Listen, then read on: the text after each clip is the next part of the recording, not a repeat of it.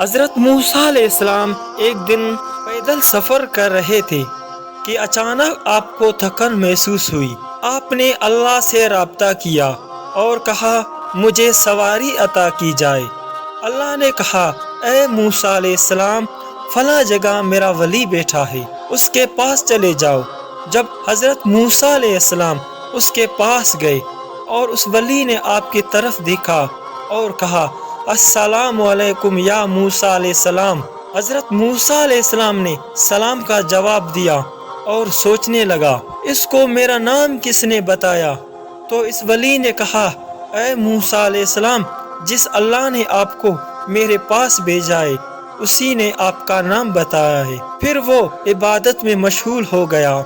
اب موسیٰ علیہ السلام دل میں سوچنے لگے کہ اس کے پاس کوئی سواری نہیں ہے تو پھر یہ مجھے سواری کہاں سے لا کر دے گا؟ تو اس ولی نے کہا اے موسیٰ علیہ السلام آپ کو سواری چاہیے نا، میں جدھر مرضی سے لا کر دوں۔ حضرت موسیٰ علیہ السلام بڑے حیران ہوئے کہ یہ ولی میرے دل میں جا کر رہا ہے، حالانکہ میں نبی ہوں اور یہ ولی۔ اب اس نے کہا اے موسیٰ علیہ السلام سواری آ جائے، تو آپ نے کہا آ جائے۔ اس ولی نے آسمان کی طرف دیکھا کہ ایک بادل کا ٹکڑا جا رہا تھا، تو اسے آواز دی کہ نیچے آ جاؤ اور سواری بن جا اللہ کے نبی کی۔ تو وہ بادل کا ٹکڑا نیچے آ کر سواری بن گیا۔ تو حضرت موسیٰ علیہ السلام نے اس ولی سے پوچھا کہ کتنے عبادت کر بیٹھا ہے جو تجھے اللہ نے یہ مقام عطا کیا ہے؟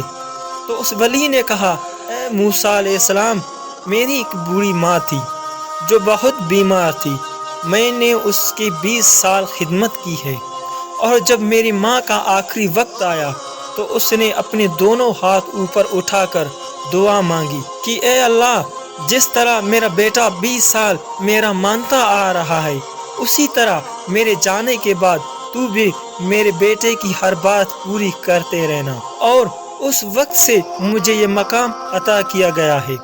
تو پتہ چلا کہ ماں کی خدمت سے بھی اللہ بندے کو بلند مقام عطا فرماتا ہے، جبکہ ہم ماں کو پوچھتے بھی نہیں اور باتیں اللہ کی قرب کی کر رہے ہوتے ہیں۔ میری بہن اور بھائیوں، اگر آپ کو اللہ کا قرب اور اچھا مرشد ہے کامل بھی مل چکا ہے تو پھر بھی اپنے ماں اور باپ کی خدمت میں مصروف رہیں۔